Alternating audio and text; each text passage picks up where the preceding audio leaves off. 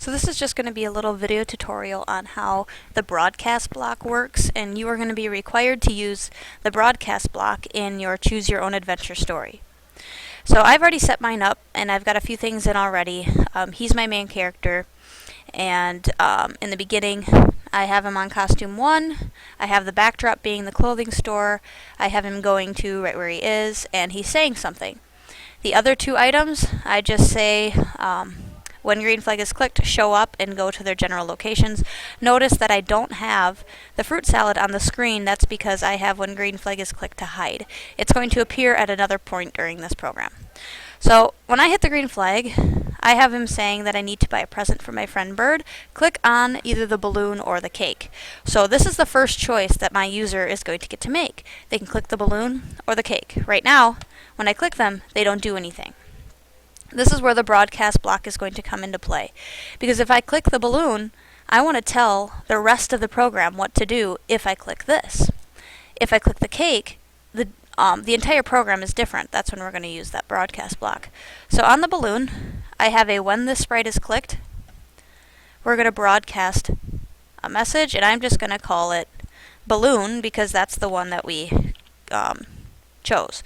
Now, it doesn't matter what you name these. This isn't actually going to appear on the screen. It's just a signal. So here's the telephone signal saying that we have clicked the balloon. Now I can tell a bunch of stuff what to happen when the balloon is clicked. I want, when the balloon is clicked, this to hide first. So I'm going to go on the cake. When I receive the message balloon, it's going to hide. No longer is the cake needed. On the cat, I want, when that receives balloon, I want him to switch to costume 2, and you'll see what that costume 2 is like in a second. And then I also want, it doesn't matter which one you put the backdrop switch on, I'm just going to put it right here on the cat. I also want the backdrop to switch to moon. So this is what would happen if I clicked balloon. Balloon sends out the signal balloon. Balloon has been chosen. Cat, when it gets balloon, does these things. Cake just hides when it turns to balloon. So this is what it looks like. Okay? Cat, when the user clicked the balloon, this is what ended up happening. The cat ended up on the moon.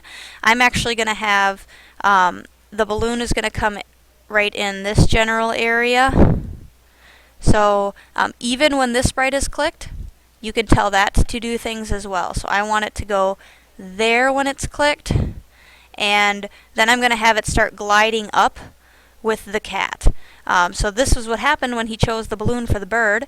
He got scared because the balloon got him to the moon, and let me just go ahead and I'm going to hit a glide there. I'm going to say 2 seconds, and then I'm going to also have the cat glide there. When it receives balloon, it's also going to glide there for 2 seconds. It should reset back to the beginning. The user selects balloon. Attention, please. Cameron, Mally, and Lauren Bono-Smith, please come to the K8 office. Cameron, Mally, and Lauren Bono-Smith. Okay, so that was one decision that the user got to make. Now obviously, after they click balloon, this happens, you'd want to continue with the story. So maybe another character comes on the screen and offers 2 things to choose from, like do you want the rope or do you want the knife? To pop, you assume knife means pop the balloon, rope maybe means make the balloon string longer or something like that, and then you would do another broadcast block. We need to now do the same thing for the cake. The cake is doing nothing. When this sprite is clicked, we want to broadcast a different message, send out a different signal. So I'm going new message. I'm going to just call it cake. And when this happens, I'm going to want the backdrop to switch to party because the cake actually takes him to the birthday party. The balloon, when it receives cake, meaning balloon did not get selected, cake did, I'm going to tell that to hide. And actually, I'm going to tell fruit salad to show up when cake is chosen. So fruit salad is going to show. I might need to move that. I don't know. It's over here. So I think it'll be okay. So here's the green flag again. This thing still happened on the balloon when I click that, but let's say the user clicked cake, background switched, my fruit salad showed up, and now my story continues in a different fashion. So what choose your own adventure, what you guys are doing, that was one choice. You have to do 2 more choices after that. So your story basically continues one way or the other. Now if you want to be a little tricksy, you could also make it so that no matter what they choose, the ending will still be the same. They just get there in a different way. For example, with the balloon one, the ultimate goal was to make it to Bird's party. You see that Bird is not here. Maybe that's the problem. At least with the cake, I got to the party. Bird is not here. Something else might happen. And in the end, they all end up at Bird's house and are having a good time.